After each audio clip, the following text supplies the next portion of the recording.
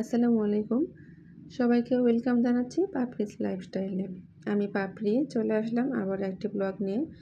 যদিও অনেক দিন পর বেশ মাসখানেক পর মনে হয় হবে বা তার চেয়ে বেশিও হতে পারে। আসলে অতটা খেয়াল নেই। তো ভিডিও আসলে করা থাকে কিন্তু সেভাবে ভিডিও শেয়ার করতে পারি না। ভিডিও এডিট করতেও ভালো লাগে না, ভয়েস দিতেও ভালো লাগে না।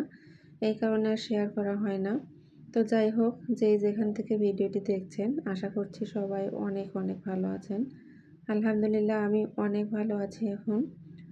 তো সকালে উঠেই ভিডিওটা স্টার্ট করেছিলাম। তো ব্যালকনিতে একটু লেবুর পাতা পড়ে ব্যালকনিটা একটু নোংরা হয়েছিল, সেটা একটু পরিষ্কার করে নিলাম। আর এই যে আমার কয়েকটা গাছ, তো এই গাছগুলো একেবারেই নষ্ট হয়ে যাচ্ছিল। একটা সপ্তাহের জন্য বাড়ি গিয়েছিলাম, কারণ ওই দিকে গিয়ে আমার বাসা রেডি করতে হয়েছে। আমি নিজের বাসাটা নিজেই দেখে রেডি করে আসলাম।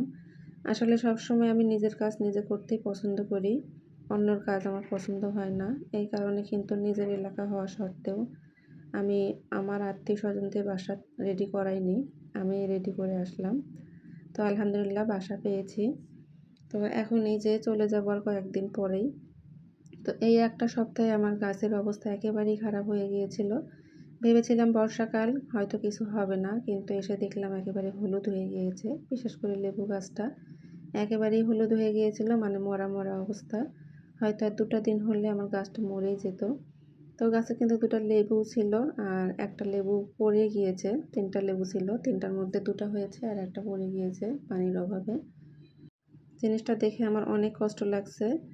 আর পানি দেওয়ার পরে অন্য গাছগুলো, লেবু গাছ সবই একটু একটু স্বাভাবিক হয়েছে আলহামদুলিল্লাহ। তো যাই হোক, গাছগুলোতে পানি দিয়ে তারপরে আমি এই যে বেডরুম গোছাতে চলে আসছি। যদিও এখন বাসা এতটা নোংরা হয় না, কারণ আমি একাই থাকি বাসায় এখন।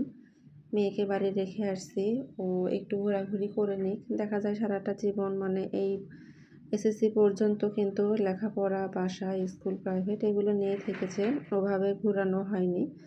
তো বললাম কলেজটা খোলার আগেই ঘোরাঘুরি সব কমপ্লিট করে নাও, কারণ কলেজ যখন আবার শুরু হয়ে যাবে তখন কিন্তু আবার ওই আগের জীবনটাই হবে, পড়াশোনার মধ্যে ব্যস্ত হয়ে পড়বে। তাই ও একটু ফুপু খালার বাসায় বেড়াচ্ছে, আর আমি বাসায় আপাতত একাই আছি। তো সব কাজ সেরে এই যে নাস্তা করতে আসছি। তো আগের দিনের একটু মোগলাই ছিল কয়েক পিস, তো ওটা দিয়েই আমি সকালে নাস্তাটা করেছি, সাথে একটু লাল চা করেছি। তো মোটামুটি লাল চা খাওয়া শিখে গিয়েছি আলহামদুলিল্লাহ।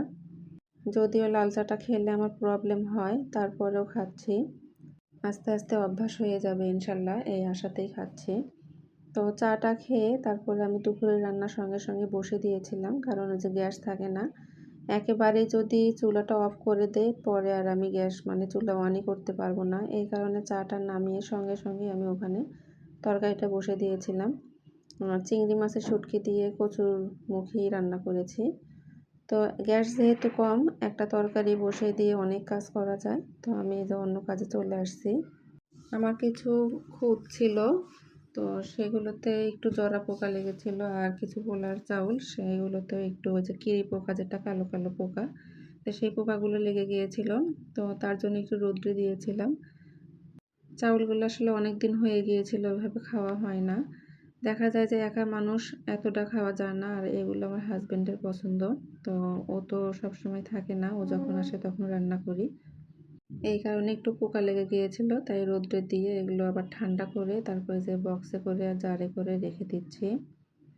তো ভিডিওর এই পর্যায়ে এসে সবার কাছে একটা লাইক চেয়ে নিচ্ছি। যদি আপনাদের এরকম ব্লগ ভিডিও, লাইফস্টাইল ভিডিও দেখতে ভালো লাগে, প্লিজ একটা লাইক করে দিবেন। আর যারা ইউটিউব থেকে দেখছেন প্লিজ একটা সাবস্ক্রাইব করে দিয়ে আমার পাশেই থাকবেন। পাশে থাকা বেল আইকনটা প্রেস করে দিবেন, যাতে করে যখনই কোনো ভিডিও ছাড়ি সঙ্গে সঙ্গে একটা নোটিফিকেশন পেয়ে যান। এই কাজগুলো যারা অলরেডি করে দিয়েছেন তাদেরকে অসংখ্য অসংখ্য ধন্যবাদ এবং মন থেকে অনেক অনেক দোয়া। তো তরকারিটা নামিয়ে রেখে আমি যে একটু গরম পানি বসিয়ে দিলাম। এই গরম পানি হতে অনেক টাইম লাগবে। পানিটা যখন গরম হয়ে যাবে তখন ওর মধ্যে চাউল ঢেলে দিব, তাহলে ভাতটা ভালো হবে। গরম পানিতে চাউল দিয়ে ভাত রান্না করলে কিন্তু ভাতটা অনেক সুন্দর হয়। আমার নানিকে দেখতাম, নানি এভাবেই সবসময় রান্না করতো। আগে টক বগিয়ে গরম পানিটা করে নিত, তারপরে কিন্তু চাউল দিয়ে দিত। তো যাই হোক, গ্যাসের অভাবে আমি এটা করলাম। তো আমি কিন্তু প্রতিদিনই এই যে কিছু না কিছু বাসন কোসন আস্তে আস্তে করে ধুয়ে রাখছি। তো সেগুলো তো অত ভিডিও করা হয়নি, তো গতকাল থেকে ভিডিও করছি। তো গতকাল আবারও কিছু ধুয়েছি। এমনিতেই বাসায় প্রচুর কাজ জমে আছে, তারপরেও আবার যেহেতু চলে যাব, শিফট হব, তো কাজতে আর শেষই নেই, অনেক কাজ। তো কিছু পটগুলো এই যে ধুয়ে নিলাম, নিয়ে মেঝেতে পানি পড়েছিল, তো সেগুলো একটু মুছে দিলাম। অনেক ছোট্ট একটা বাসা, তো এই বাসার মধ্যেই কেটে গেল আমার 10টা বছর, আলহামদুলিল্লাহ। তারপরও ভালো ছিলাম। আসলে ভাড়া বাসায় দেখা যায় যে সব সাইডেই সুবিধা থাকে না।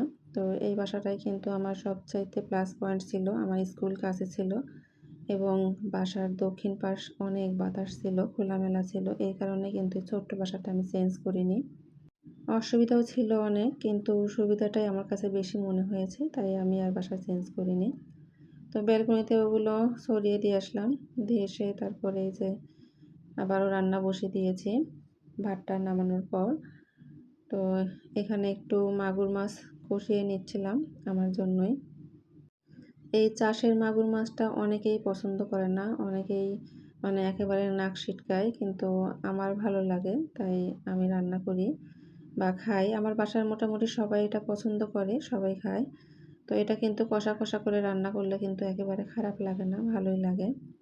তো আমি পেঁয়াজ বেরেস্তাটা করে নিয়ে মাছের যে মশলাগুলো থাকে সেগুলো দিয়ে মশলাটা খুব ভালো করে কষিয়ে নিয়েছি। আর এই গ্যাস না থাকায় আমার এই পাতলা কড়াইটা যে কী পরিমাণ উপকার হয়েছে আমার, সে শুধুমাত্র আমিই জানি। অনেকেই কড়াই সম্পর্কে জানতে চেয়েছে যে এই কড়াইটার রং ওঠে কি না। না, একেবারেই রং ওঠে না। আমি মোটামুটি প্রায় 2 বছর এটা আমি ব্যবহার করছি, কোনো প্রকার রং ওঠেনি। ভালো রান্না করতে পারছি, আর কোনো কিছু লেগেও যায় না, ভাজি পুরি সুন্দর করে করা যায়, আলহামদুলিল্লাহ। তো রান্না শেষ করে কিন্তু আমি এই যে শেষ হয়নি, চুলার উপরেই আছে। তো আমি একটু রান্নাঘরটা ডিপ ক্লিন করব, তার জন্য একটু এগুলো সব নামিয়ে নিচ্ছিলাম। তো যে রান্না চলছে, দেখা যায় যে রান্নার মানে গ্যাস কম থাকায় একটা রান্না নিয়ে যদি বসে থাকি তাহলে আর কোনো কাজই হবে না, তাই রান্নার ফাঁকে ফাঁকে আমি অন্যান্য কাজগুলো সেরে নিচ্ছিলাম। এখন এই যে আমার তরকারিটা হয়ে গিয়েছে, মানে যে মাছ কষাটা হয়ে গিয়েছে, তো সেটা নামিয়ে রেখে আমি আবার একটু গরম পানি বসে দিলাম, কারণ ওই যে রান্নাঘর ডিপ ক্লিন করব, একটু গরম পানি লাগবে।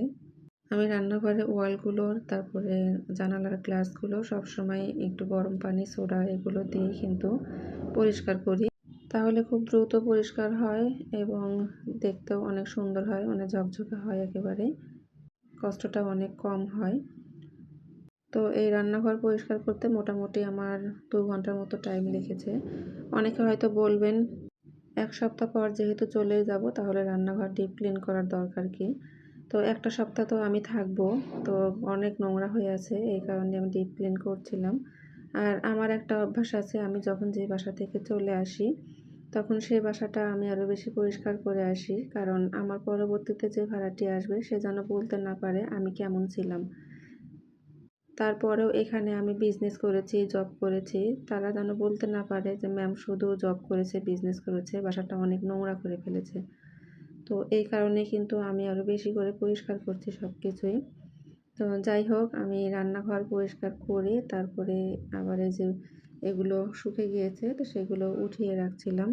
ভিডিওর কিন্তু আমি শেষ পর্যায়ে চলে এসেছি মোটামুটি। তো আমার ভিডিওর মধ্যে কিন্তু অনেক প্রকার নয়েজ আসছে। আমি আধা ঘন্টা যাবৎ ভয়েস দিচ্ছি, কিন্তু কোনো প্রকার নয়েজ ছাড়া ভয়েস দিতেই পারলাম না। সবাই একটু ক্ষমা সুন্দর দৃষ্টিতে দেখবেন। আর অনেকদিন পর ভয়েস দেওয়ার কারণে কথার মধ্যে অনেক বেশি জড়তা আছে। প্লিজ সবাই এটাও একটু মার্জনা করবেন। তো এই তো আমি বাসনগুলো ধুয়ে আমার পাশের রুমে বেডের উপর সবগুলো জমা করে নিচ্ছি। তো সবাই ভালো থাকবেন, সুস্থ থাকবেন, আমাদের জন্য দোয়া করবেন। আল্লাহ হাফেজ, আসসালামু আলাইকুম।